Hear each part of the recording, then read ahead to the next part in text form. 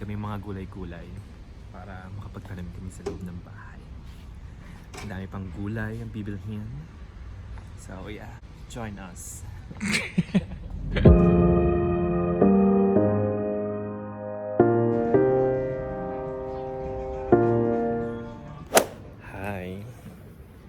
Hi to my pimples then.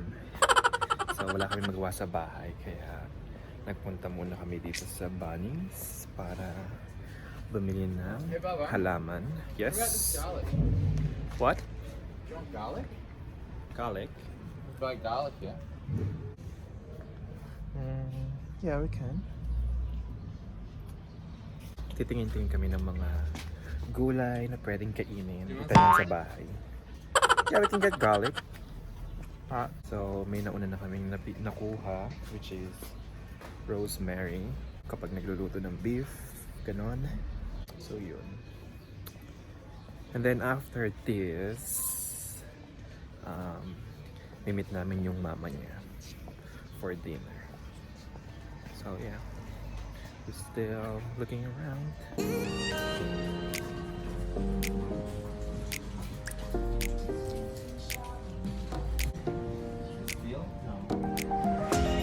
No, I think that's just a tree of some sort.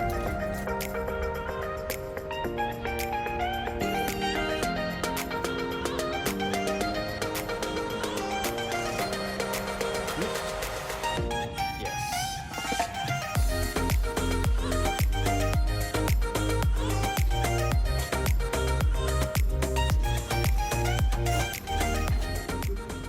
What else? Do you want some chives? Yeah, get some chives. Yeah, it's a nice tall one. Oh, look at these. Broad beans. You got the beans coming out already. You want these?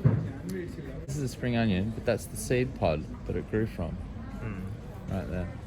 We're gonna get 2 different terracotta pots.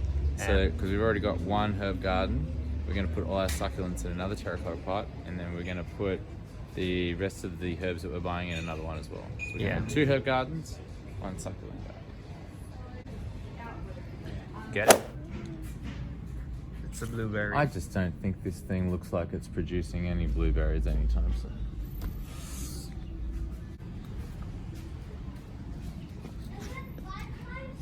Well, I think we've got enough, don't we? It's getting a bit expensive now. Ang dami na naming nabili. I really like these toothbrush trays. But ang tanong, mabibitbit ba namin ito pa uwi? Dahil magtutram lang kami. So how are we going to carry all of this? I hadn't thought about that. Well, do we need all this potting mix? Yeah, we don't have any soil at home.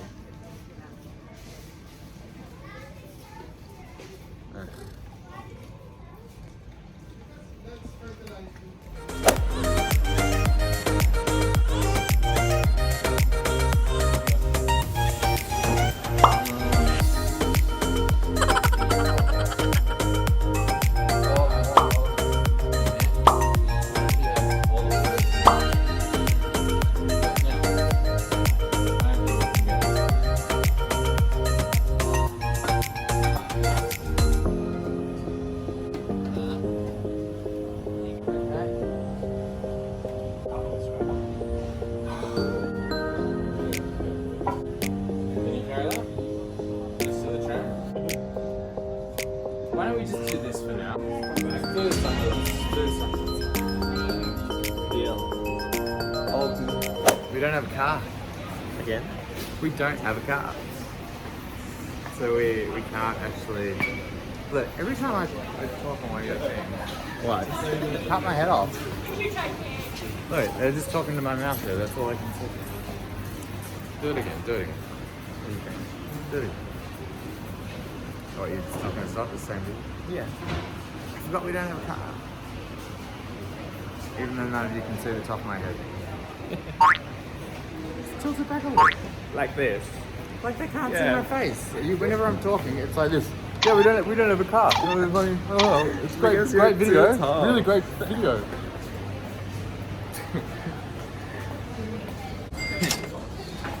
Let's go get it home.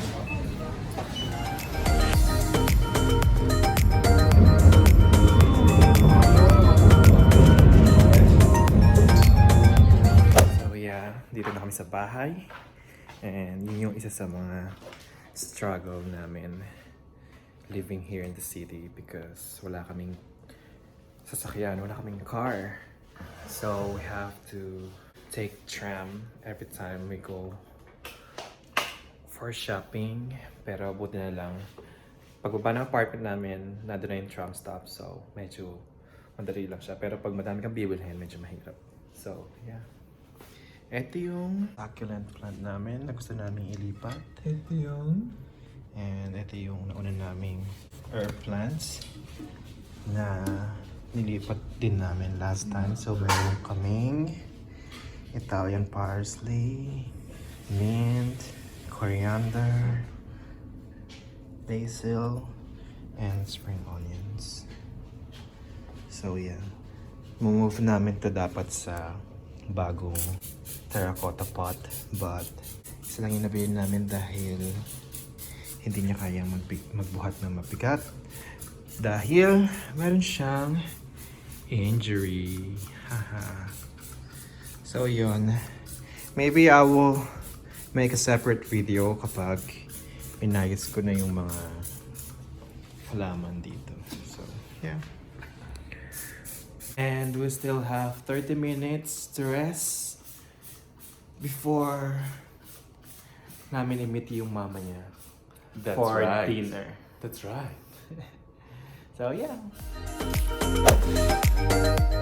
Seems like if you're trying to plan to have a bonfire on the shortest day of the year, you should probably expect it to be cold. That's what Rob just said, funnily enough. He said, what were they thinking? If they're going to have it on the solstice, it's going to be cold. It's going to be cold. It's the shortest day of the year. Yeah.